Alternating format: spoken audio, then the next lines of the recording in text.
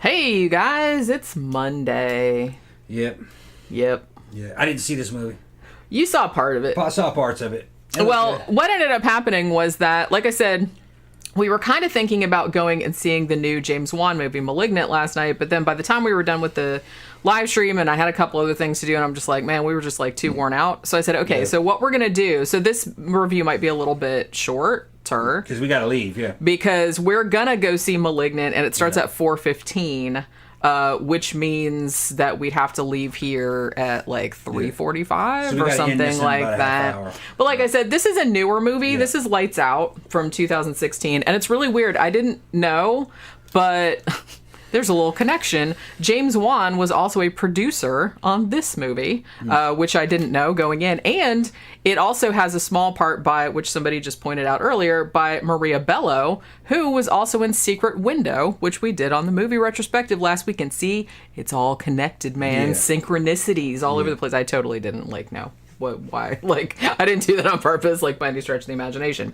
Also, I should say too that this is the feature-length debut film of David F. Sandberg, who would later go on to direct Annabelle Creation, which, but also he went on to direct Shazam. So you know what I mean. So this was his first full-length movie.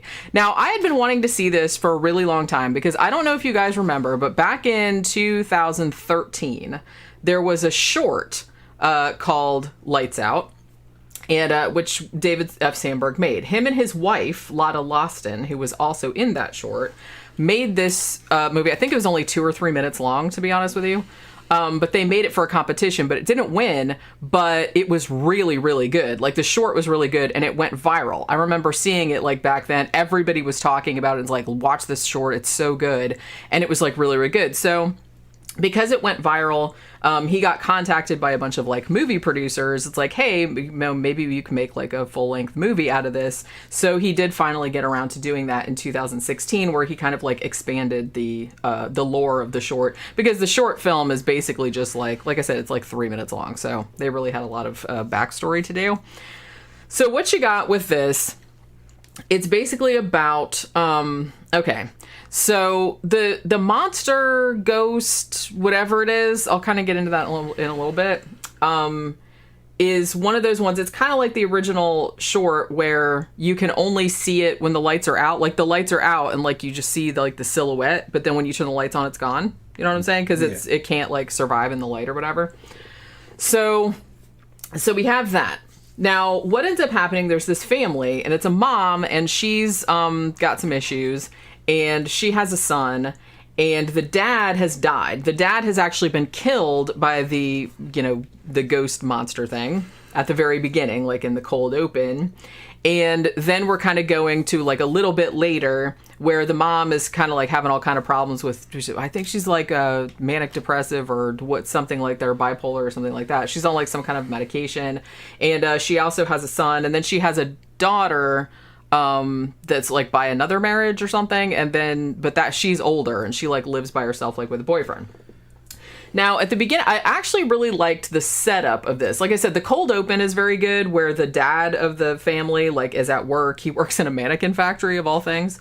It looks like, I guess it's a mannequin factory. I'm not really sure what it is. They have mannequin factories? I don't know if it was a mannequin factory or if it was just like, it looked like a factory. I don't know if they were making mannequins or if they were just like making clothes and they had mannequins there. I couldn't really tell. It's not important. I don't think the United States has mannequin factories.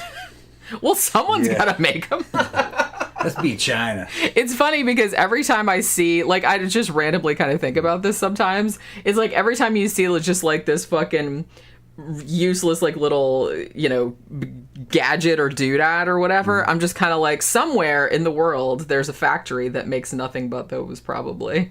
Or they probably make other things too, but you'd lose your shirt making like only that one specific, like very specific thing.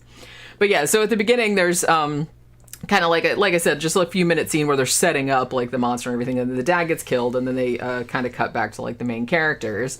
One thing I did like about this, like I said, the setup of it I thought was kind of cool, because it's almost kind of like, how in a lot of horror movies like this, you have the kid having like an imaginary friend and oh shit, it turns out that it's a real ghost. They have that, but I like that the mom has the imaginary friend and not the kid. And also the friend's not imaginary because the friend does actually exist.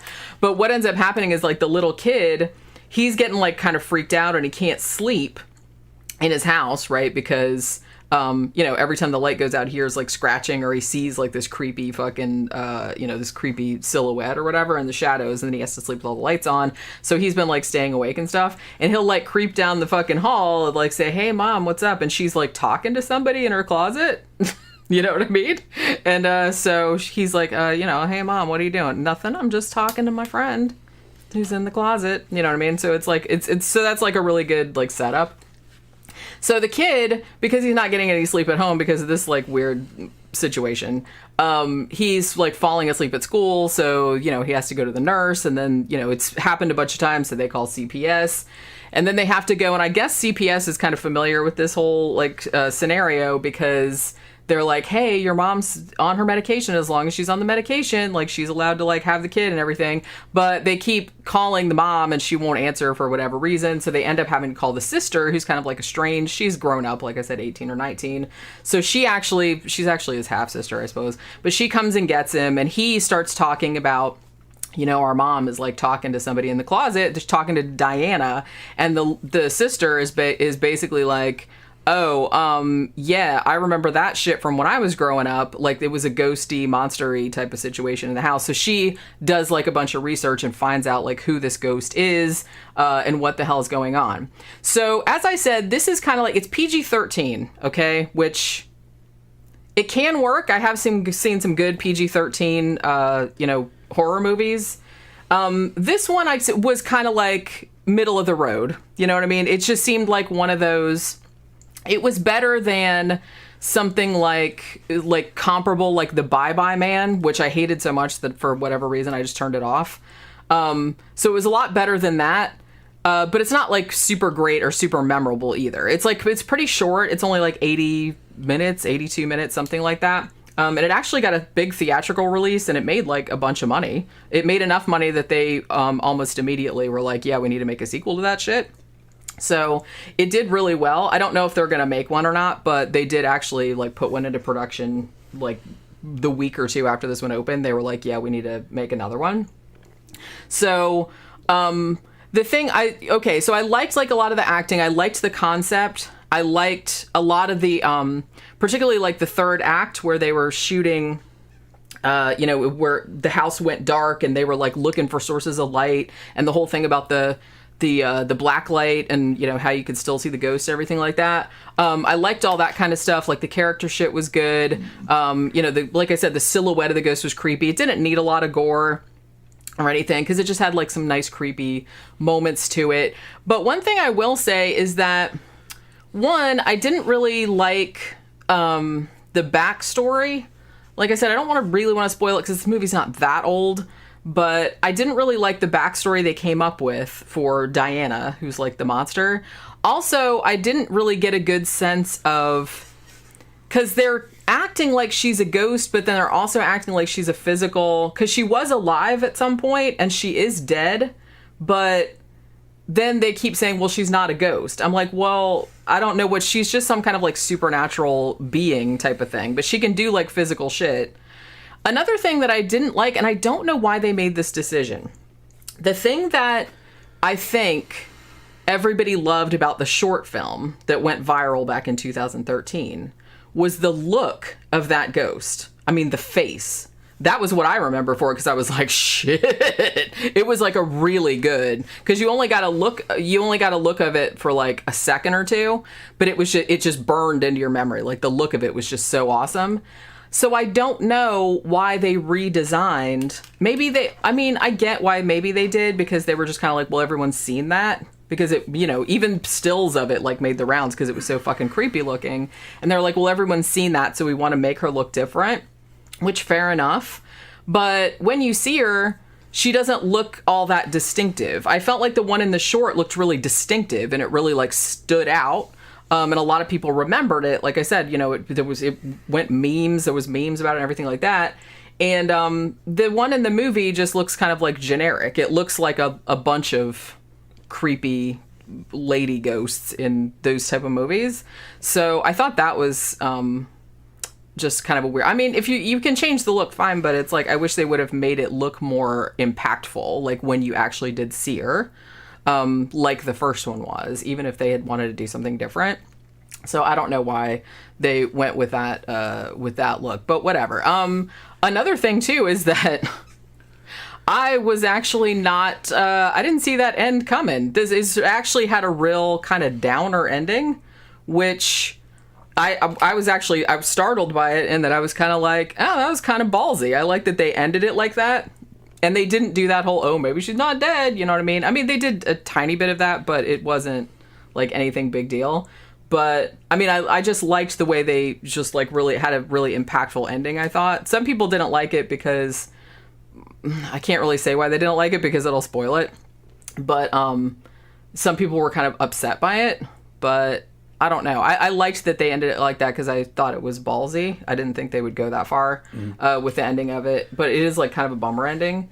But I don't know. Overall, like I said, this was, it was a pretty solid flick. Like I said, it's just kind of like one of those Friday night pizza and beer. You just want to watch like a scary movie that has like some creepy shit in it, but you don't have to like think about it too hard. You know what I mean? It's one of those. Like I said, it's not, I've seen a lot like this, and they're enjoyable, but they're not memorable. You're right. It's like sometimes I'll scroll through like Netflix or something like that. I saw this on Hulu. It might also be on Netflix. I'm not sure, but I watched it on Hulu. Sometimes I'll scroll through and I'll see like the cards for it, and then I'll be like, did I watch that? Because sometimes I can't remember like ones that I saw or not.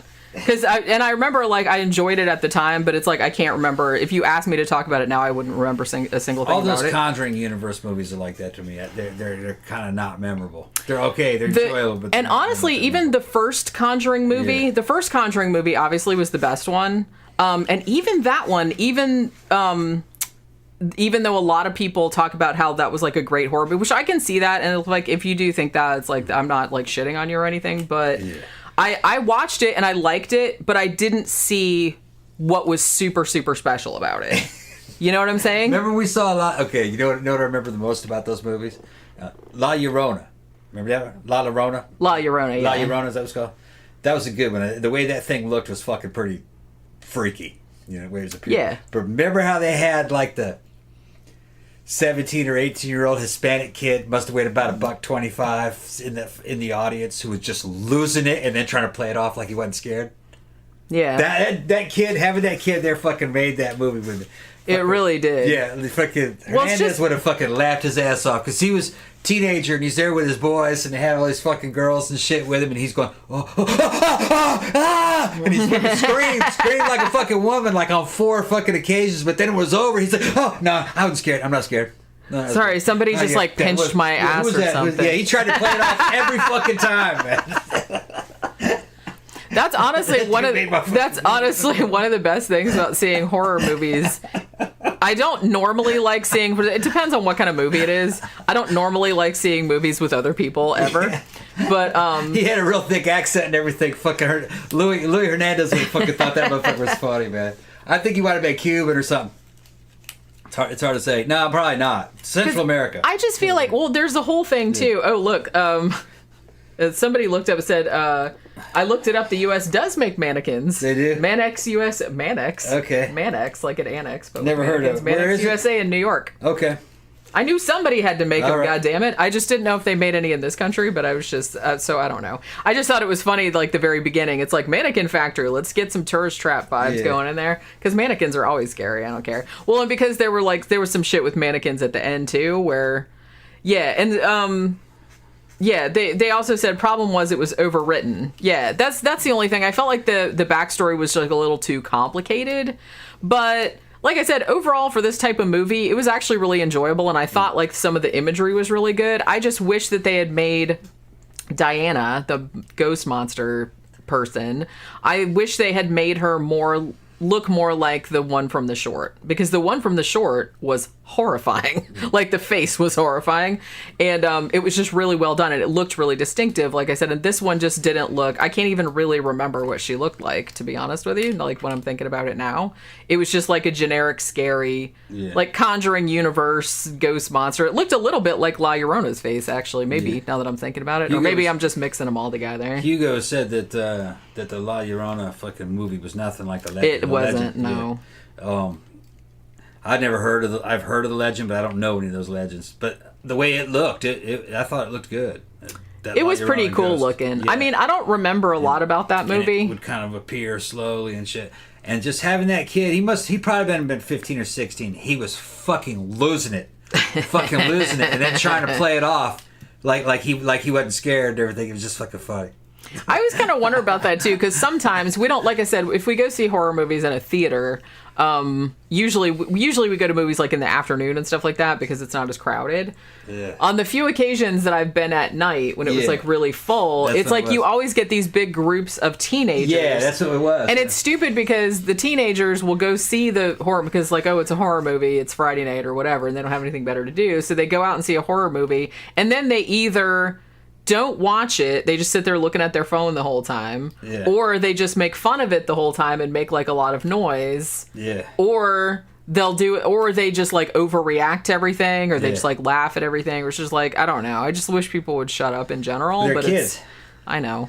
Actually, I wasn't like that when I was actually a kid, on the La Llorona one, I think it was pretty quiet. It was just him. Because and he was sitting like in the same row as us, yeah. No, he was ahead of us a couple. Oh, okay. And he was fucking losing it. I was thinking of a different time. Yeah, he was fucking losing it, and he was probably with about 6 or 7 other teenagers. Half of them were girls. There was a lot of Hispanics to see it that night. It was on a weekend at night, but it's like a Saturday or Friday night. Yeah, I think we actually did go to that one. So at night. maybe they were Mexican. I don't know.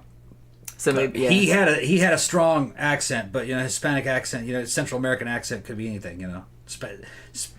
If you're primary Spanish speaker, you're gonna have a little bit of an accent, but even a secondary, fucking guys who grew up in California have a slight accent. New Mexico too, even though they might not even speak Spanish or just a little bit. They still have a Spanish accent, but he was fucking losing it. And I was fucking thinking, I just thought that shit was fucking funny. I could kind of put myself in his shoes, you know what I mean, what it would have been like if I was a little bit younger. I was so hardened to fucking horror movies. Like we're old and we've seen everything, so it's just kind of like, I'm like, oh, you're doing a thing like that other movie. You know what I mean? So and I think what was getting him is he was getting sucked in by the sound effects. Because remember, fucking the sound would come in and it was real intense. Like if you were to see the same thing and if it didn't have a soundtrack with it, it wouldn't have affected you. But that sound effect, the soundtrack is what's really getting you, or tries to. Well, yeah, like I said, I mean, honestly, if you want to see a horror movie be completely drained of all its scares, and I've said this before, just watch it with the sound down. Yeah, and it is not scary at all. Nope, and that's. So when you get to be me and Jenny's age and you know all these tricks, I can tell when something's coming most of the time just on what the sound. Well, and particularly the kind of, not so much the first Conjuring, like I said, but the movies that came in the wake of that. Yeah. There's this whole other, I know we have kind of what we call like the artisan horror films, like Midsummer and stuff like Ari Aster is doing and everything. But then you also have these just kind of like crowd pleaser popcorn horror movies, which is fine. And some of those are actually pretty good. Like I said, this one kind of falls, the one I'm talking about, when I was talking about earlier, Lights Out, just kind of goes along with that too. And it's like, not everything has to be, The Shining. Not everything has to be a masterpiece. Sometimes it can just be like a fun thing to watch, like, on Halloween or whenever. But the thing about it is that it's so formulaic. These ones, particularly, after James Wan got, popular with the Conjuring universe, all of the movies that kind of ripped that off a little bit. I don't want to say they ripped that off specifically because that's been going on forever. But they always, when the jump scare is going to come because everything goes quiet. It's like all the noise goes like, oh, I'm creeping down the hall, and everything goes super, super silent. And there's like, blah, like the cat jumps out of the closet or whatever. It's just like with a big like musical sting. Yeah. And it's just kind of like, how many times can you do that? I can't remember what movie it was that I saw not too long ago, but Oh, shit, man. I don't think it was one of the Conjuring movies, but it was something kind of like that, a B Squad one. And it did that so many times that it just became, like, humorous. Yeah. Now, Hernandez says, every Mexican-American kid that's been to Mexico swears they've seen La Llorona. It could be that it's probably what it is. I really hadn't considered that. The story was probably a lot more culturally relevant to him than it was to the average person. Yeah. He had an accent. It was pretty strong. He might have just been Mexican. Okay, may not have been Mexican American, but he did speak English. Maybe he was first generation. Maybe his parents brought him here, and he was fucking losing it though, as if La Llorona was a reality. And so I think what it was is there might have been some build up. Some build up before he even saw this thing, some cultural build up. Yeah. So, so that probably helped him fucking get scared. Maybe. I kind of feel like, I don't really know, but maybe the whole La Llorona legend was not real well known, was not widely known in the United States. Yeah. I knew of it from when I was a kid because I had one of those big, like, creepy unsolved mysteries of the world, and it talked about the La Llorona legend in there, like, and that was back in the 70s. I had heard of it, but I didn't know what it was until that movie came so up. I had read about it when I was a kid. So, but I don't know if, like, people, like, if wider America was was real, like, familiar with that legend. No, they weren't. And so I guess it's not going to be as scary to somebody who didn't grow up with those stories. Be like, imagine you're going to see a Bigfoot movie, you don't know who Bigfoot is. You don't even know what that is. Yeah. You know what I mean? If you're a North American, you know what Bigfoot is. You know what Loch Ness Monster is. So you don't really need... You've already got something there that you can scare somebody with. You're not inventing something out of whole cloth. Although I feel like stuff like Bigfoot and Loch Ness Monster and stuff is maybe, like, less culturally based because every country, every culture has something like that, even if it's not called the same thing. Yeah, at least they do now. Everybody's got lake monsters, everybody's got wild men of the forest, everybody's got, even if they're called something different, it's like essentially the same thing. All right, a thing that would be uniquely American would be Amityville. Yeah. Okay. If you grew up thinking that Amityville really happened, which I kind of thought it did for a while until I got old enough everybody did. To research it more. I remember reading that book when I was a kid, the one by Jay Anson. Amityville was just as historical as Bloodsport. Just as historical as Bloodsport, yeah. At the end, it told you how many fucking people he defeated and killed in a ring, of course. Give you his fighting stats. They just didn't tell you that they were all imaginary people. Yeah, they're like, wait a minute, this is a real story? This is a true story? Oh, man, that adds a whole Or they were little stick people that he'd drawn on a piece of paper. Oh, man. It was like, smash, smash, smash. Back in the 80s, we'd be up at fucking Trenton, Michigan and shit. Put it at the end of Bloodsport, we're like, whoa, mind's blown, man. That really happened. We just didn't even question that dude's a badass. Whoa, that really happened. Yeah, and of course that happened. Yeah, you didn't know that happened. Everybody's lying to each other. Yeah, that happened. Read it in Black Belt Magazine. Of course it happened. They printed it. It must be true. They printed it. It's true. Yeah. Do you know how much it costs to print something on paper? It was a simpler time. Well, like I said, you can't be too. A lot of people believed the Amityville shit too. Yeah. Like back in the day. Yeah. No. Amityville. No, sorry. No, I don't think so either. There were too many things surrounding it. Too many different stories surrounding it that it was a hoax to make money. The Lutzes hoaxed it with a lawyer. Yeah. Beowulf 18 says, and everyone knows what zombies are except for on screen in movies where they've never heard of them. Yeah, See, that's kind of one thing that really bothers me about horror movies. I mean, I guess I can understand it like in older horror movies, like in the old Hammer ones where it's like always somebody's like, oh, they have 2 holes in their neck and they're drained of blood. I wonder what could be going on. And then somebody has to come in and explain like what a vampire's with the big, tomes and everything. All right. But it's like, I feel like nobody has to do that anymore because look, everybody knows, and can we not, like, in the movie universe, it kind of takes me out of it when everyone's pretending that they don't know exactly, because in real life, if a zombie apocalypse started, that's exactly what everyone would call it, a zombie apocalypse. So Louis is confirming my suspicions. He says, Louis said that, the La Llorona is our boogeyman. Yeah. And then he goes, Tom, you're 100% right. We were told about La Llorona as we were little kids. Yeah. So the reason why he's freaking out is that he was totally primed. Yeah. In his mind, since childhood, he feared that something like La Llorona did exist. Maybe a part of him believed that it did exist. So seeing it on a screen blew his fucking mind. And then he tried to play it off. No, the irrational side of him was taken over. But that's cool because I kind of feel like the ideal horror audience, like I said, I don't, and coming from me, it's like somebody, I really, really like horror movies, but I'm older and I've seen a lot of them. So it's like nothing, it takes a lot to like shock me or surprise me or scare me or anything like that. Like sometimes it still does, but it takes a lot or something different.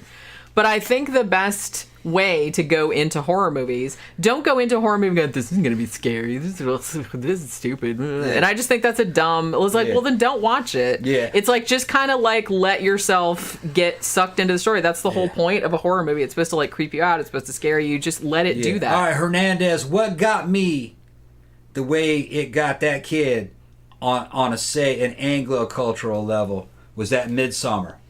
Yeah. Yeah, that movie Midsommar. And like maybe the original Wicker Man. Because you're seeing European Caucasian culture at like a primitive magical thinking level. In other words, it'd be like you're taking white people back to, that was like our version of the Aztec level.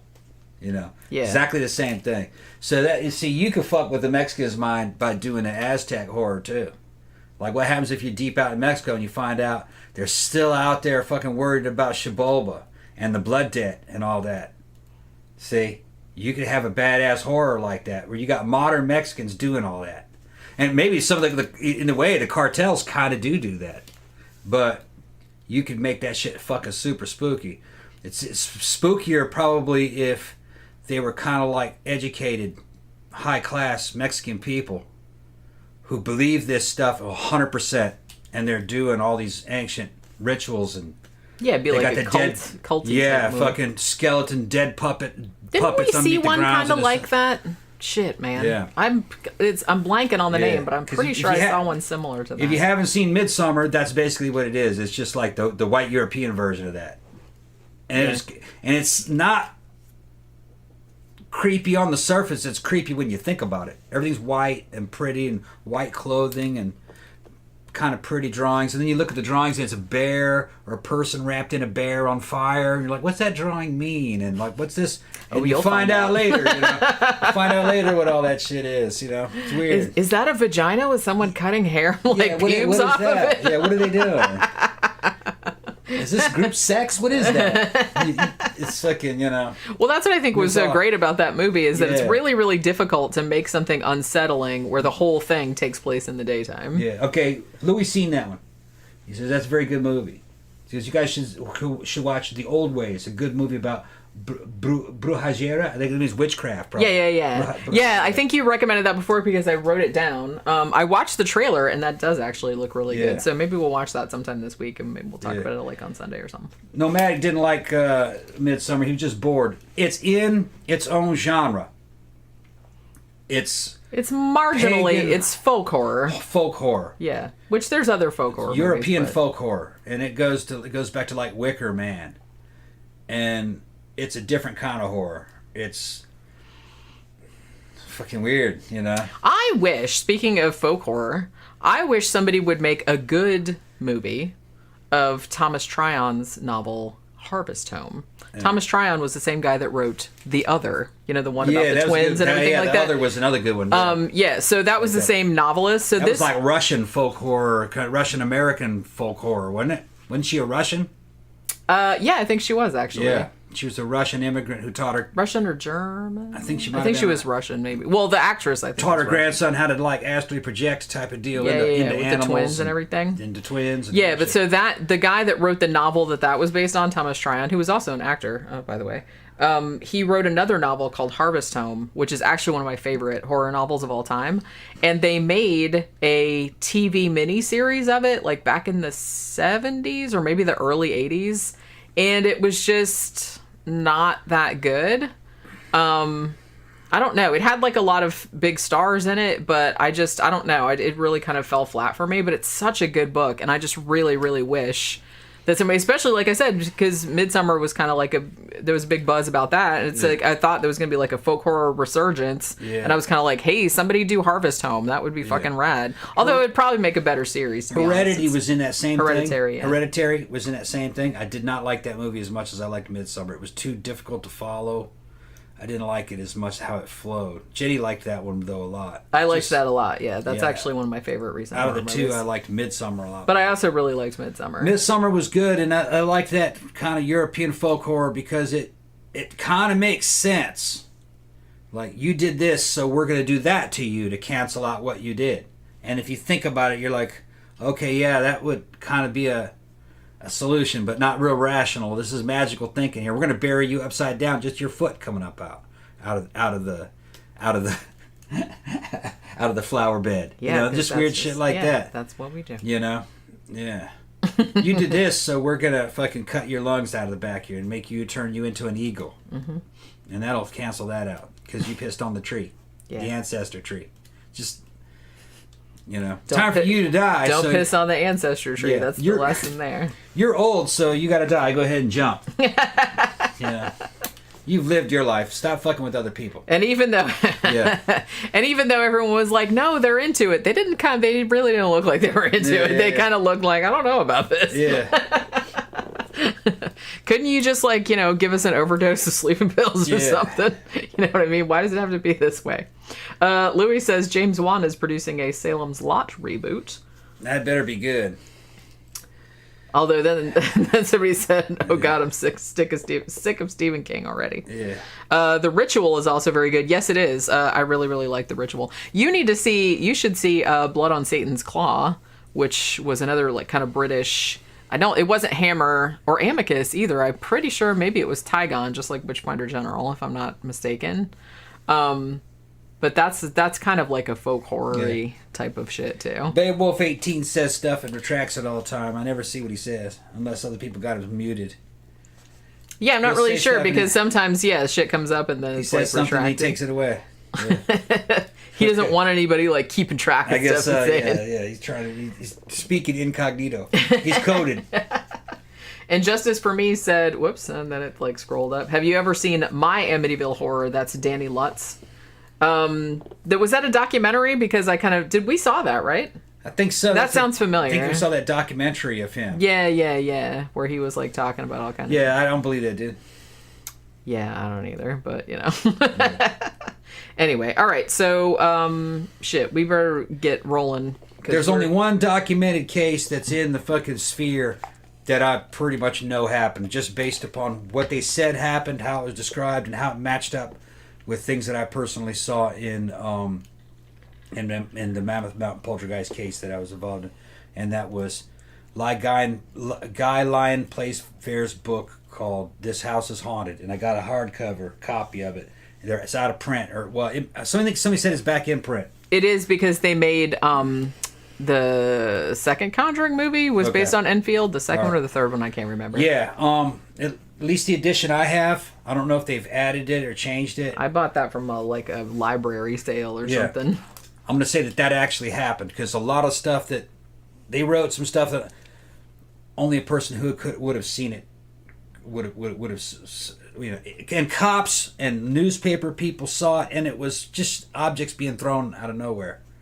Now, some of the stuff was, we heard somebody say they were standing on the other side of the street and they saw her levitating in the window. But there was only just one witness, and it wasn't a person in the house. It wasn't one of the main witnesses. So there's a lot of other stuff that gets thrown into the case that probably didn't happen. The voice coming out of her mouth, they have that recorded. I think it's her subconscious doing it. It's kind of like, and I think she's also kind of fucking with people. And when you look at that case, you can see how back in the Middle Ages, if something like that would happen, they would have said that she was possessed. Well, yeah, they didn't There's know a lot better. of crossover. They would say she's possessed by a demon. Look at the demons throwing things. Look, the demons speaking out of her. It's just a mixture of a recurrent spontaneous psychokinesis that she can't control, acting out and fucking kind of like epileptic kind of convulsions and frustration.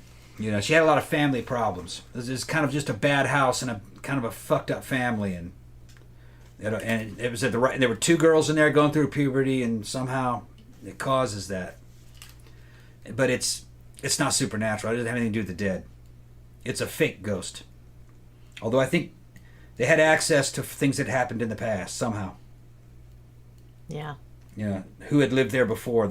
Although they could have picked that up subconsciously somehow. Who had lived there before and how they died. Yeah. They got that right. But maybe they heard that and just repeated it. That's the thing. It's like, there's no way of knowing what they might have overheard someone talking about, or they might have read it in the newspaper or something. Somebody said that person died in that chair. I mean, there's just no way of knowing that they couldn't have gotten the information in some other way. Right. That's why that shit's so hard to prove, because... Right. The only thing that you could prove was the witnesses said objects were being thrown, and they were being thrown from corners that people weren't standing there, and things were just falling from the ceilings, and furniture just being pushed. And the cops saw a fucking chair just lift up a few inches off the ground, and move over about a foot, and drop. Nobody was over in that side of the house. Louis talking about the San Pedro poltergeist. It said poltergeist case investigated by some UCLA professors. I think that's supposedly legit. Yeah. I think I wrote about that in my book, didn't I? I think did we do a show about that? I don't know. I'm pretty sure we did a show about that. You have to remind me of something in the case. What did it actually do? I can usually remember based on things. That was the one. Wait, was that the one that the entity was based on? I kind of feel like that was the one that the entity was based on. Actually happened, from what I understand. If it's the one the entity was based on. I mean, the movie, like the end of the movie, is nothing like what actually happened, but exaggerated a lot. What was her name? Carla Moran or something like that. Yeah, that might be. I can't remember what her real name was. I get it confused with because I wrote about it, but then we talked about it the movie. Yeah, paranormal, because it's some kind of quantum physics going on, mind over matter. I guess you don't mind it. It don't matter. I don't know, but fucking. It's kind of like telekinesis of some sort happening. And it's just spontaneous. And it happens here every now and then. Depends on my mood. I wish I could control it. Because I'd make all kinds of fucking money. You crazy? Well, yeah, like I said, you could just take $1 from every bank vault in America and put it in your own account. Yeah. Just go to Vegas and force the dice to land certain ways. You could do that too. Yeah. Although, like I said, I'm lazy. I would do it from my own house. Just go... Or you could just go on tour performing. That too, but like again, that sounds like too much. That sounds like too much trouble. The military believed in it. Intelligence agencies believed in it. They spent money on it. They tried to weaponize it. A lot of the shit was classified. In my estimation, they were never able to get it to work right. It wasn't really worth the trouble, with the exception possibly remote viewing, and they evidently don't rely on it. But the remote viewers did get some stuff right. But a satellite can get everything right. Yeah, so why rely on like some hand wavy kind of? Well, maybe that's kind of what I drew. Kind of a vaguely kind of looks like a mountain. Yeah, you know what I mean. It's that kind of shit. All right, so we gotta go because we gotta go. Movie starts soon, and we're gonna miss it if we sit here babbling all day. All right, so we are going to the movie theater right now, like in half an hour, and we're going to go see Malignant, and then we will do a review on that tomorrow. So thanks everybody for dropping by and hanging out with us for a short time today, and we will see you guys again tomorrow. Bye.